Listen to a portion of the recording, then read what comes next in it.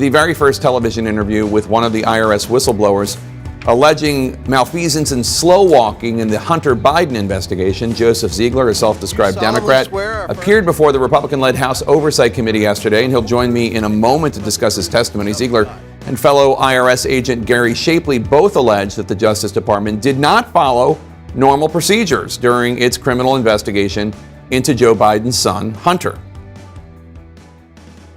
It appeared to me, based on what I experienced, that the U.S. Attorney in Delaware in our investigation was constantly hamstrung, limited, and marginalized by DOJ officials as well as other U.S. attorneys. I still think that a special counsel is necessary for this investigation. Ziegler and Shapley also claim Justice Department officials stopped them from examining the finances of President Joe Biden, where they wanted to look for a possible connection to Hunter's troubled finances, allegations the Justice Department has repeatedly denied, and Democrats on the committee questioned. One thing you will not hear today is any evidence of wrongdoing by President Joe Biden or his administration. Like every other try by our colleagues to concoct a scandal about President Biden, this one is a complete and total bust. The Trump-appointed U.S. Attorney for Delaware, David Weiss, who is leading the investigation into Hunter Biden, has sent several letters to Congress responding to Republican questions about the authority he was granted and refuting the notion that he was in any way hamstrung or reined in by the Justice Department. Weiss writing, quote, "I want to make clear that as the Attorney General has stated, I have been granted ultimate authority over this matter, including responsibility for deciding where, when, and whether to file charges. I have not requested special counsel designation." And once again, he asserted that his authority was paramount and said he had never, quote, been denied the authority to bring charges in any jurisdiction. So, with that said, IRS Special Agent Joseph Ziegler joins us now. Thanks so much for being here. We appreciate it. Let me start with just the big picture here. What is your main allegation you're making about this investigation into Hunter Biden? Well, I wanted to thank you so much for having me on your show. I think it's important that your audience hears essentially what I presented, facts, yesterday in my testimony. So my main allegation is the equitable treatment of taxpayers. We have to treat every taxpayer the same in investigating our cases with Department of Justice. And I think that's important, that everyone understands that to have a fair justice system, we need to treat people the same. It doesn't matter what your political beliefs are. It doesn't matter how much money you have. Everyone should be treated the same. Right, and the suggestion is that Hunter Biden was given special treatment and the U.S. Attorney did not proceed as aggressively as he would have had Hunter Biden been someone else. So David Weiss, as you know, the U.S. Attorney, said in a letter to Judiciary Committee Chairman Jim Jordan, quote, "I have been granted ultimate authority over this matter, including responsibility for deciding where, when, and whether to file charges." I read that earlier. It wasn't just in this letter. He said it in multiple letters. Do you think he's not telling the truth? So it's not, I don't know his intentions with what he stated there, but what I can tell you is the facts. I know, based on conversations I had with assigned prosecutors, that he went to the Washington, D.C. U.S. Attorney's Office, bringing the case there. They told him no. He had to... He wanted to charge Hunter Biden here in D.C., you mean? So he wanted to bring the case there in D.C. to charge for the 2014 and 2015 tax years. They told him no. And I think it's important that in his letter, he said that his authority is geographically restricted to the District of Delaware. And if he needs to go outside of that, he needs to ask to partner with these other U.S. attorneys' offices. And if they say no, then he needs to ask for that special attorney authority. And he was assured that. The special counsel authority. No, he says special attorney authority. And I think it's important that you understand that they haven't turned over a document that says, here's the letter where we gave him the special attorney authority. And all we're trying to do is say that if this were anyone else, if this were Joe taxpayer, he would be getting a much different treatment than what was at place here. Well, you're saying that there would be other charges in other jurisdictions. Is that what I'm taking from this? So the prosecutors assigned to this case, because he was charged. I mean, he did have a plea agreement, and he is going to go before a judge. I mean, it's not like he's not facing anything. I'm not excusing it, but I'm just saying there are these allegations, and he is going to face a courtroom proceeding, et cetera. So the four assigned prosecutors of the case agreed with recommending felony and misdemeanor tax charges for Hunter Biden. David Weiss also agreed with that, and I know that from a meeting that I had with him in late August, early September. And on top of that, you have David Weiss essentially, so they all agreed to charging the felony a misdemeanor. So DOJ policy on this is that their tax policy is that if you have a felony with a misdemeanor, you have to charge the felony, and that's to prevent inequitable treatment of taxpayers. And they didn't do that, is what you're saying. And according to the charging document, they only charged 2 misdemeanors, and one of those tax years related to 2018. So let me just give you an opportunity to respond to some of the things that Democrats on Capitol Hill are saying. First of all, they're saying, why would a Trump-appointed U.S. attorney, David Weiss, lie?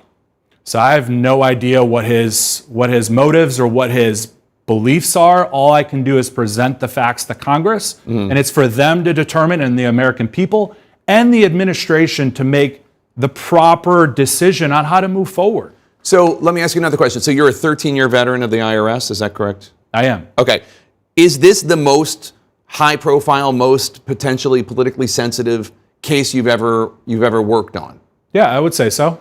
And when you say that you saw abnormalities in this case, like what other cases are you comparing it to? Just the normal Joe taxpayer case? So I'm actually working an even bigger case than this. Not as sensitive as this, but an even bigger case than this. And I can tell you the assigned prosecutors in that case have not acted anywhere near what we were going through, being constantly hamstrung, not following normal process. The storage unit location that we wanted to do the search warrant on. I think that it's important for people to understand that we had a plan to move forward. Even David Weiss agreed with that plan, but then they were at the same time telling defense counsel that we know about this storage unit and that you need to turn over the records. So we were relying on him and his counsel to turn over those records to the government versus us going and getting those records. So you testified yesterday you wanted to interview President Biden's grandchildren, Hunter's grown children, right? They're adults. But you were told, no, you couldn't. Even without those interviews, you still had enough evidence, in your view, to recommend charges because he was deducting things related to them that he wouldn't be allowed to deduct in his taxes, right? I mean, so you already knew the crime had happened. The argument would be, you don't need to talk to Hunter's adult children. You already have the evidence that what he did was wrong. So tell me why that's not a satisfactory answer. So when we work our tax cases, and it's an expense that is deducted as a business expense on someone's tax return, you have to essentially, they're presumed that that's a business expense until you prove that it's not. So part of it is going to the third party to get those records. That's one step. And then interviewing that person to determine why was that expense made. And then a lot of times those witnesses could lead you to other things. They could lead you to other evidence, expenditures that might have been made related to them. So obviously it's a politically sensitive case, and I don't disagree with you that theoretically everybody should be treated equally before the law and in investigations like this. One question I have is, and because we hear Democrats saying this, that you and Shapley have not produced any evidence of criminality by President Biden. Is that, when they say that, is that correct? So what I can tell you and what we stated yesterday, we are working with the House Ways and Means. We are... To get President Biden's taxes? No, we are working with the House Ways and Means to any records that Congress has asked for related to this investigation. We are working through the process. They can vote on whether or not to release those to the full Congress. And that's the process that is a part of being a whistleblower. So this was cited, and you were called before the committee because they're talking about, the House Republicans are saying that the federal government has been weaponized against conservatives and Republicans. They give any number of examples of there being very aggressive treatment of Republicans and, in their view, in their characterization, kid glove treatment for Democrats. You are a self-described Democrat. You worked at the IRS for 13 years. Is that an accurate description based on what you've witnessed in those 13 years? So I'm not going to speak to the weaponization of the government because I don't think that's appropriate for me. I'm just going to present the facts as I know them. I think one of the big things that I mentioned yesterday was we need to have an independent attorney with authority to come in here and see and make sure that things were done correctly to the law. And I think it's important that there may be ancillary offshoot cases from this that are sensitive, that need to be investigated appropriately, that may not have venue in Delaware, so we don't run into that same exact problem. And that's all I'm trying to say, is that we need to have someone in there to look at that. Do you know of criminal charges against Hunter Biden that were not filed, that definitively there is evidence, proof that they should be filed, that he should be facing justice for? So again, meeting with the assigned attorneys, and that included Department of Justice tax attorneys, all agreed for felony and misdemeanor tax charges related to 2017, 2018, and 2019. I didn't see that in the charging document that was filed in Delaware. And those charges would have been for what, undeclared income? So it would have been a false return tax charge, so it's 72061, and a tax evasion, so 7201. So evading your income taxes. So you tell me, because you're the expert, not me, is it not possible that in the dealings with the Hunter Biden attorneys, they just agreed, okay, we'll drop this in exchange for a plea of guilty? Because that does happen. So I can tell you there's a lot of cases around the U.S. right now where people are being charged with both the felony and misdemeanor and not having the felony dropped off.